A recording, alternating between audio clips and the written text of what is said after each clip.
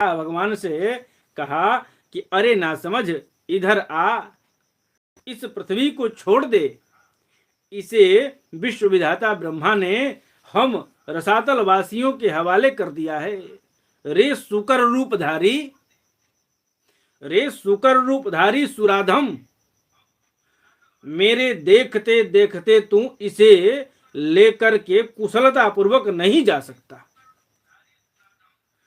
तू माया से लुक छिपकर ही दैत्यों को जीत लेता और मार डालता है। क्या इसी से हमारे शत्रुओं ने हमारा नाश कराने के लिए तुम्हें पाला है? मूढ़, तेरा बल तो योग माया ही है, तेरा बल तो योग माया ही है, और कोई पुरुषार्थ तुझ में थोड़े ही है। तू योग माया से सब कुछ करता है। आज तुझे समाप्त करके मैं इस बंधुओं का शोक दूर करूंगा। आज तुम्हें समाप्त करके मैं अपने बंधुओं का शोक दूर कर दूंगा।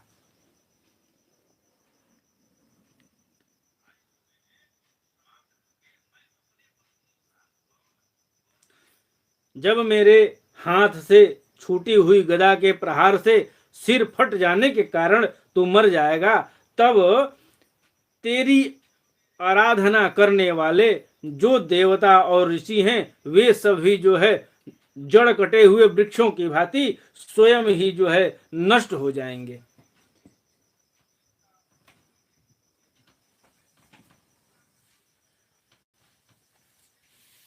वे स्वयं ही नष्ट हो जाएंगे।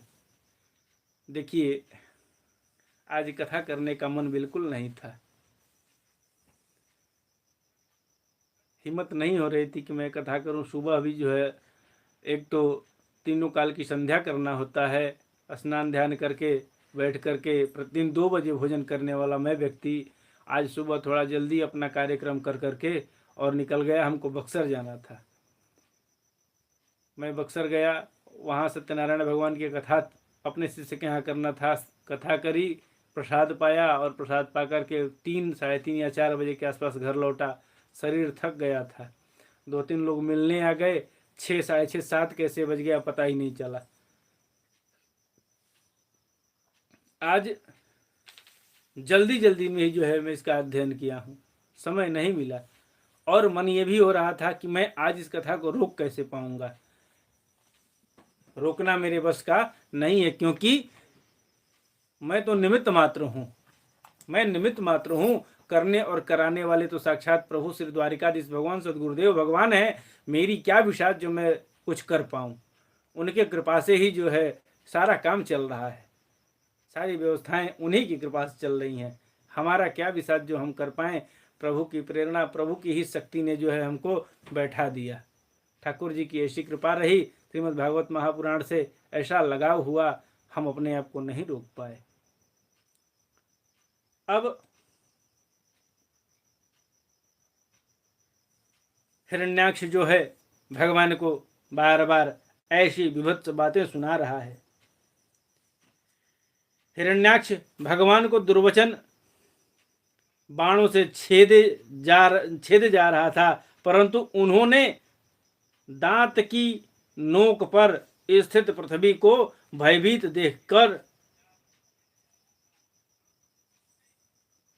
यह सारा चोट सहा। जितना बातों का चोट लगा वह चुपचाप सहते गए। क्यों कि धरती जो है पृथ्वी भयभीत दिखी थी उनको, और पृथ्वी के भयभीत हो जाने के कारण से भगवान उसका प्रत्युत्तर नहीं दे पाए। सीधा अपना लक्ष्य उनको दिखाई दे रहा था कि पहले जो है पृथ्वी को रसातल से बाहर निकाला जाए।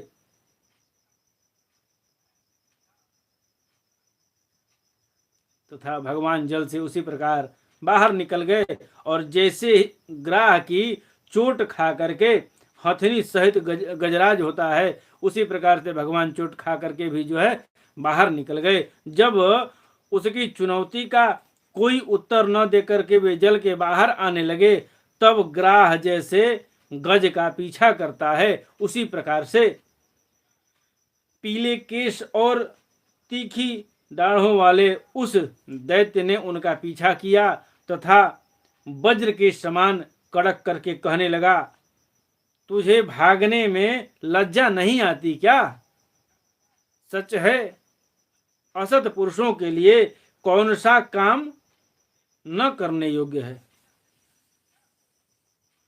भगवान ने पृथ्वी को ले जा करके और जल के ऊपर व्यवहार योग्य स्थान देख करके और स्थित कर दिया। भैया, मैं पीछे की कथा में बताया हूँ भगवान वाराह ने किस प्रकार से जो है पृथ्वी को स्थापित किया था। क्या कोई बता सकता है? जल के बाहर निकाल करके और जल को अपने पैरों से स्तंभित किया है। स्तंभित कर करके जो है, अब देखिए विषयांतर लोग कहाँ होते हैं, यहाँ लिख दिए, यहाँ बता दिए कि ले जाकर के बाहर उचित स्थान पर स्थापित कर दिया, पीछे लेकिन पूरी कथा है। तो अब वही व्यक्ति, एक व्यक्ति अगर इस कथा को पढ़ेगा, यहाँ पढ़ेगा, तो कहेगा कि आप गलत बोल रहे हैं। भगवान ले जाकर केवल निकाल के उचित स्थान रख दिए और कोई दूसरा कहेगा कि अरे नहीं, आपको नहीं पता है, भगवान ले जाकर के और जल को ही अपने पैरों से स्तंभित किए हैं और वहां पृथ्वी को जो है स्थापित किए हैं। यद्यपि कि दोनों की बातें सही है, लेकिन भगवान वहां गए हैं और जल को जो है पैरों से स्तंभित किए हैं और फिर जो है पृथ्वी को वहां स्थापित किए हैं। यही सत्य है। यहाँ पीछे बता दिया गया है, इसलिए इसको काट दिया गया। तो वहां स्तंभित किया गया था, स्तंभित करके तब जो है भगवान पृथ्वी को उस आधार पर जो है रख दिए और आधार शक्ति का जो है संचार कर दिया